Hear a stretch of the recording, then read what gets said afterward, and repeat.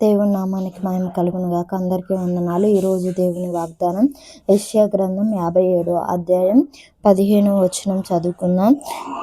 మహాగణుడును మహోన్నతుడును పరిశుద్ధుడును నిత్య నివాసి అయిన వాడు ఇలాగ సెలవిస్తున్నాడు. నేను మహోన్నతమైన పరిశుద్ధ స్థలంలో నివసించువాను. ఆయన వినయం గల వారి ప్రాణమును ఉజ్జీవింపజేయుటకును నలిగిన వారి ప్రాణమును ఉజ్జీవింపజేయుటకును వినయం గల వారి యొద్దను దీన మనసు గల వారి యొద్ద నివసించుచున్నాను. దేవుని నామానికి మహిమ కలుగును గాక. దేవాది దేవుడు ఇక్కడ సెలవిస్తున్నాడు. ఆయన పరిశుద్ధుడంట, మహాగణుడంట, మహోన్నతుడు. మన దేవుడు చాలా మహాగణుడు, మహోన్నతుడు. ఆయన ఏదైనా చేయగలడు. ఆయన సర్వము కూడా ఆయన చేతుల పాదముల క్రింద ఉందన్నమాట. ఆయన చేతుల సమస్తం ఉంది. ఏదైనా చేయగల సముద్రం. మహోన్నతుడు, ఆయన మహిమ గలవాడనమాట. దేవాది దేవుడు ఎంతో గొప్ప దేవుడు అనమాట.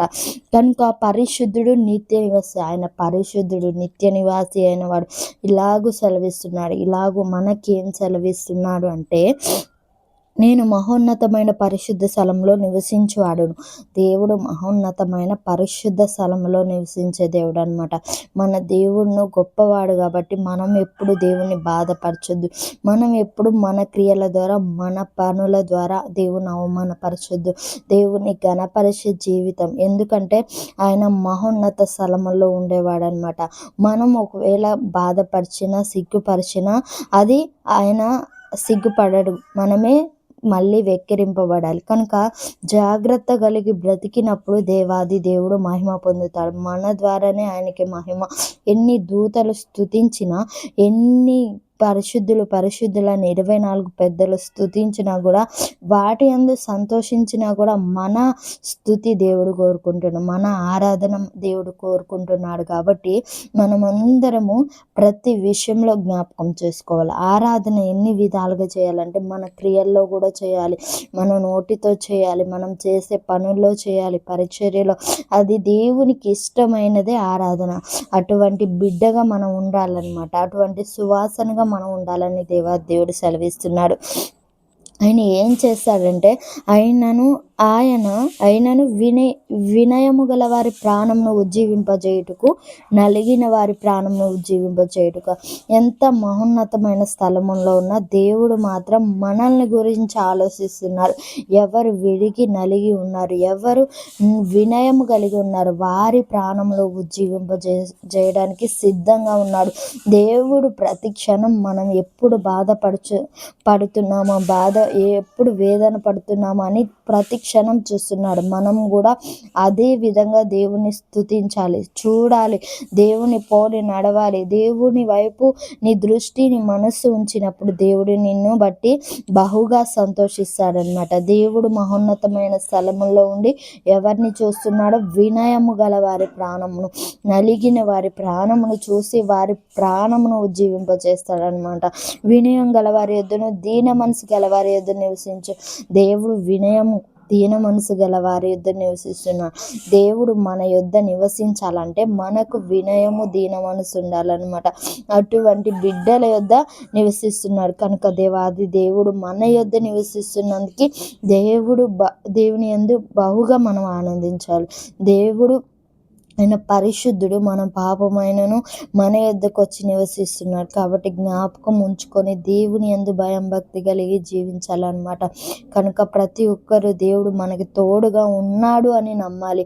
ఎవరి ప్రాణం వేసారిపోయిందో, ఎవరి ప్రాణం విరిగి నలిగిపోయారో, వినయం కలిగి శ్రమ పడుచున్నారో వారి యొద్ద దేవుడు ఉన్నాడు.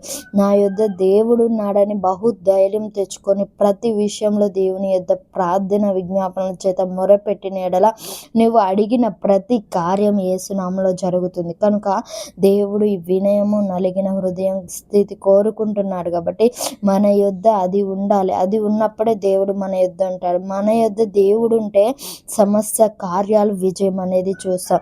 కనుక ఈ వాగ్దానం వింటున్న ప్రతి ఒక్కరి యొద్ద వినయ మనసు, నలిగిన హృదయం, దీన మనసు, ఇంకా దీన జీవితం ఉండునుగాక. అలాగే ఎవరైతే ఈ వాగ్దానం వింటున్నారో వారి యొద్ద దేవుడు ఉండి సమస్త కార్యాలు యేసు నామంలో జరిగించునుగాక. ఆమేన్. దేవుడు ఈ వాగ్దానం దీవించునుగాక. ప్రార్థించుకుందాం. స్తోత్రములు తండ్రి, మహాగణుడు అయిన నా యేసయ్య, ఎవరు విరిగి నలిగిన హృదయం యొద్దను ఉంటానని చెప్పిన దేవుడు యేసయ్య, ఎవరైతే ఆ హృదయం కలిగి ఉన్నారో ప్రభా యేసయ్య, అటువంటి బిడ్డల యొద్దకు వెళ్ళండి ప్రభా. ప్రతి ఒక్క వ్యక్తికి వాగ్దానం వింటున్న ప్రతి ఒక్క జీవితంలో ప్రతి ఒక్క శ్రమను చూడండి. ప్రతి శ్రమ నుంచి ప్రతి బిడ్డల్ని యేసు నామంలో విడిపించండి. శత్రువుని లయపరచండి.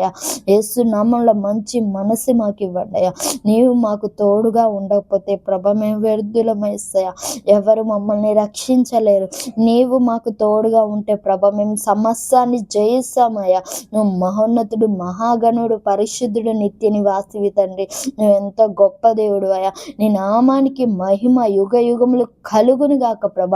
నీ శక్తి బలము జీవంతో మమ్మల్ని నింపి ప్రభ, ఈ దినాన బిడ్డలు ఎటు పోయిన వారికి అయా ప్రయాణంలో సహాయం చేయండి. పనుల్లో తోడుగా ఉండండి. దీవెన ఆశీర్వాదం నింపండి. వారి ప్రార్థనలను సఫలపరచండి ప్రభ. ఏసునామములో మా అక్కర్లని ఏసునామములో తీర్చండి అయ్యా.